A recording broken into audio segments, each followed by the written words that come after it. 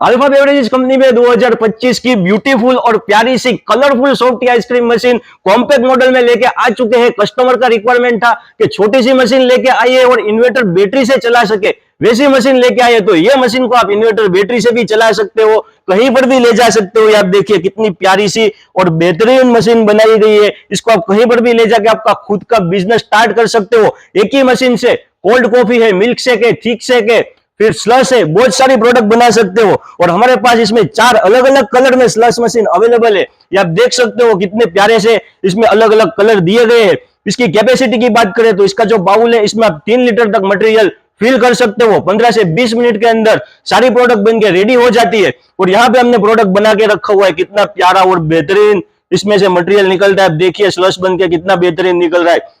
यहाँ पे भी हमने निकाल के रखा है। क्वालिटी देख सकते हो, बहुत ही बेहतरीन और प्यारा क्वालिटी निकलता है।